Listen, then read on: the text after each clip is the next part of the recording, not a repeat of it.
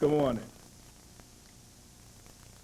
I'm going to be brief this morning because there are so many things that we want to cover that already I'm worrying about running out of time.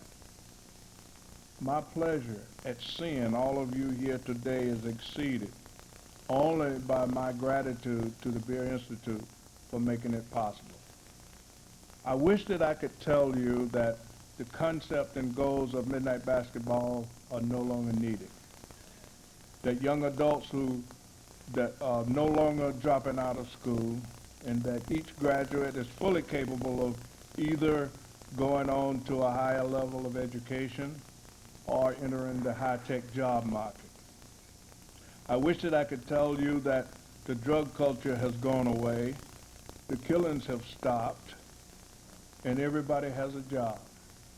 Unfortunately, if I told you any of these things, it would be wishful thinking on my part.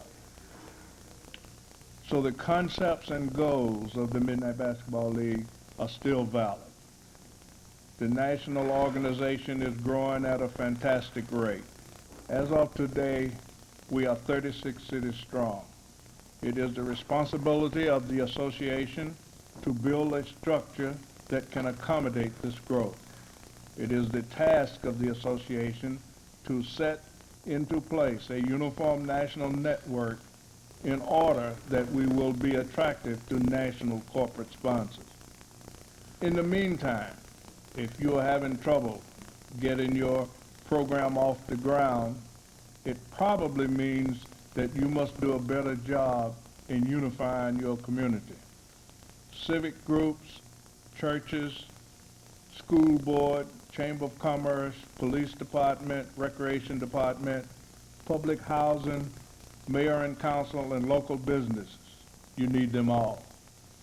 The success of your program will be determined by the extent to which you unite at least some of these groups.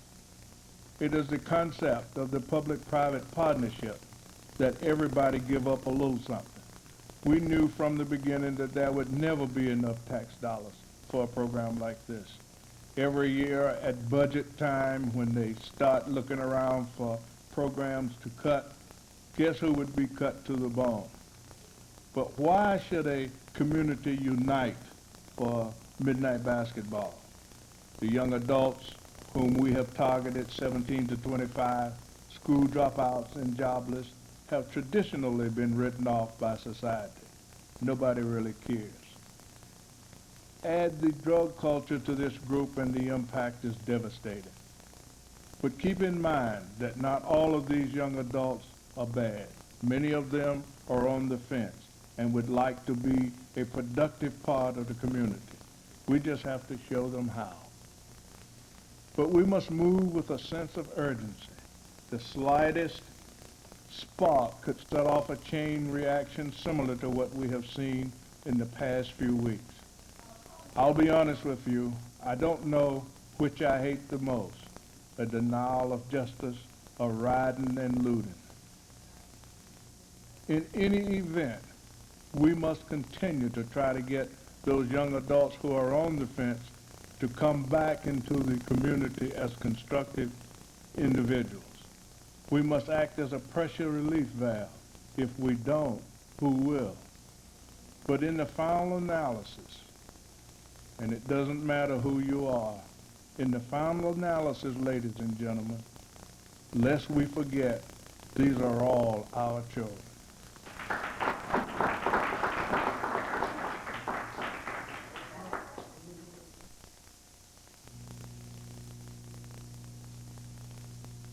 Distinguished guests, ladies and gentlemen,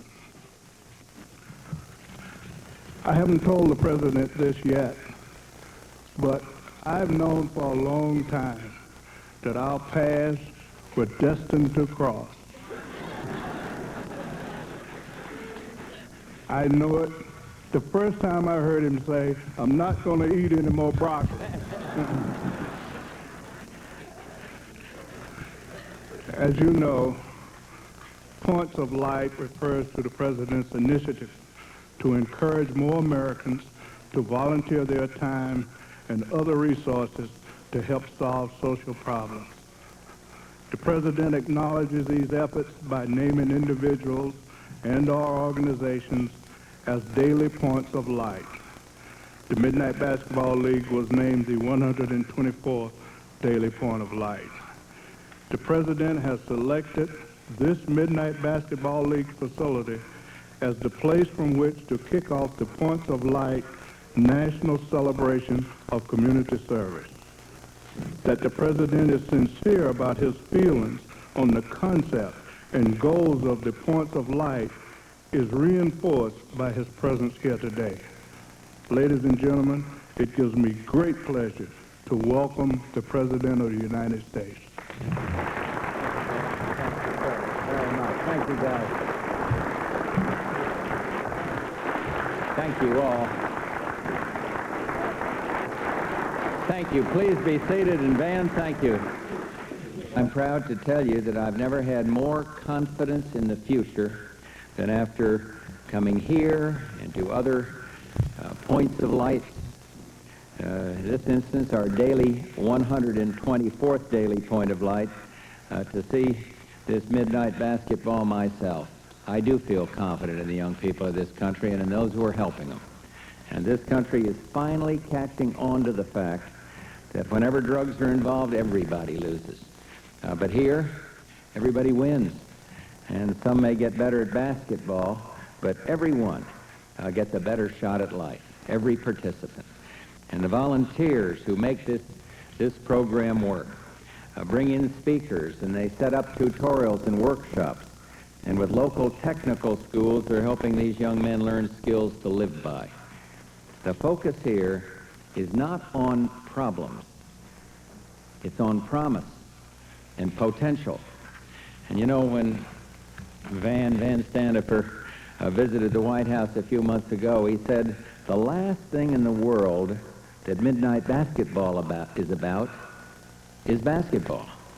He said it was about providing opportunities for young adults to escape drugs and get on with their lives. And he's right. Midnight basketball has become a real community institution. And people come to play and to watch and to cheer and to find new hope and to shape their lives. Streets once littered with drugs and plagued by violence have become peaceful and passable. Not surprisingly, the crime rate has dropped by 60% since this program began.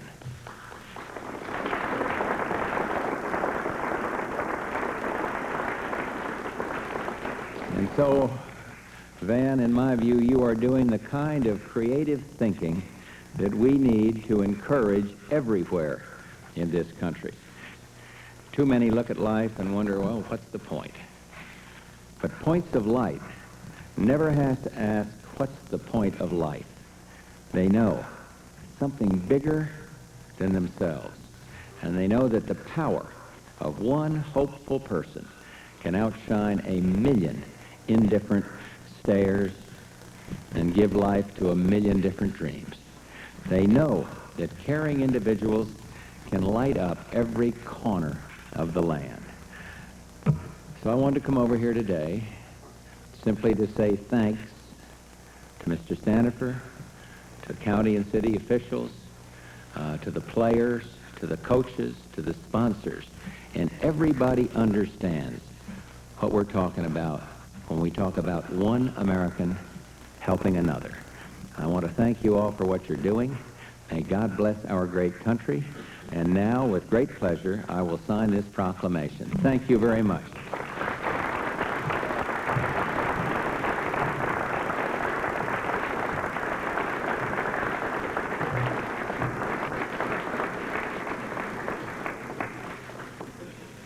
This is the 12th? 12th, right.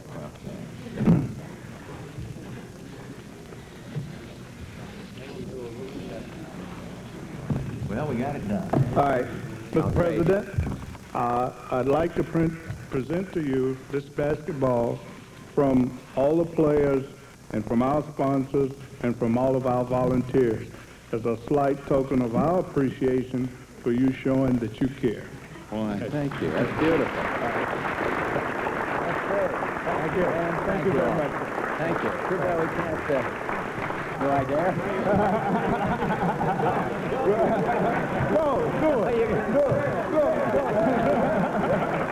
Thank you all very much.